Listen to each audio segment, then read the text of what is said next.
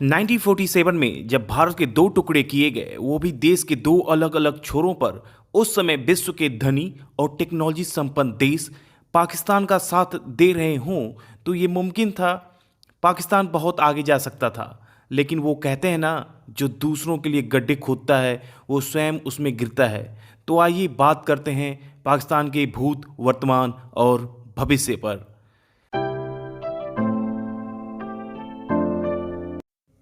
1947 में अंग्रेजों की गुलामी के बाद पाकिस्तान और भारत देश बने, जहां पाकिस्तान को पूंजीवादी संपन्न यूरोप और अमेरिका प्रारंभ से ही पसंद कर रहे थे।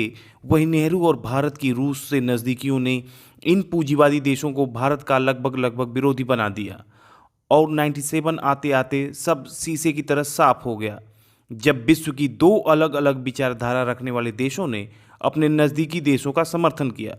1948, 1965 और अंत में 1971 की वॉर ने पाकिस्तान को एक आतंक संपन्न, आर्थिक रूप से भारत से पिछड़ा देश बना दिया और उसके पास अब एक बड़ा भूभाग भी नहीं था। वैसे तो पाकिस्तान का जन्म भारत से दुश्मनी के कारण ही हुआ है और 3 युद्ध का ये अनवरत काल तक चलता रहेगा जब तक पाकिस्तान का अस्तित्व है। लेकिन इन पाकिस्तानियों को आज भी लगता है कि युद्ध जज्बे से जीता जाता है। इन्हें कौन समझाए कि सब काम जज्बे से ही नहीं होते, कुछ काम बुद्धि से भी किया जाता है। 1971 के युद्ध के बाद पाकिस्तान का एक बुद्धि संपन्न हिस्सा अलग हो चुका था और जज्बा संपन्न पाकिस्तान बच गया। इस हार की टीस में वो इतना व्याकुल हो गए कि वो अपने देश, अपने लोगों एवं विदेश से मिलने वाले चंदों को भारत के खिलाफ लगाया, जिससे भारत वैश्विक मंच पर आर्थिक एवं सामरिक संपन्न नहीं बन सके। ऐसा कुछ समय तक चला भी। कारगिल वार ने हमें आर्थिक और सैनिक आधार पर कुछ परेशान किया, जिससे हमें अपना आर्थिक वृद्धि कंटिन्यू रखने में समस्या आई। अब तो हम इससे निपट चुके हैं और बाकी काम इमरान खान ने भारत से व्यापार बंद करके कर दिया।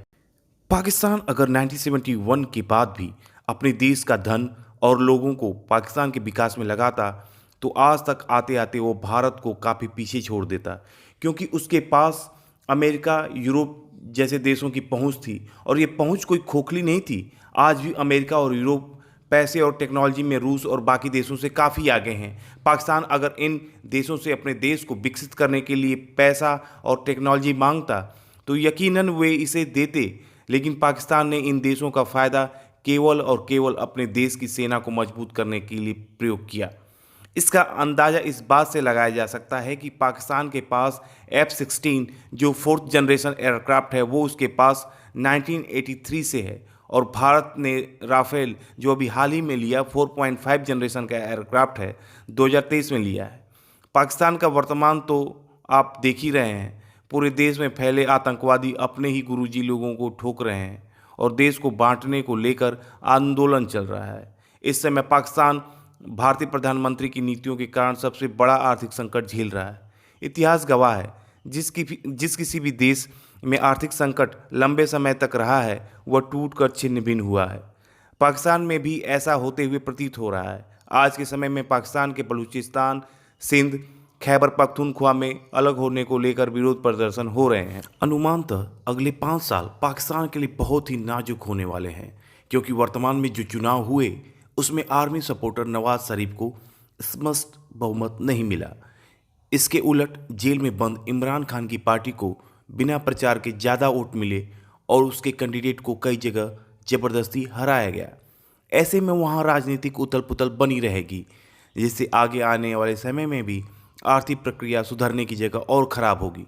अगले आने वाले 1 दशक भर के अंदर पीओके सहित पाकिस्तान पंजाब को छोड़कर उसके सारे राज्य कुछ खून और बलिदानों के बाद उससे सदैव के लिए अलग हो जाएंगे।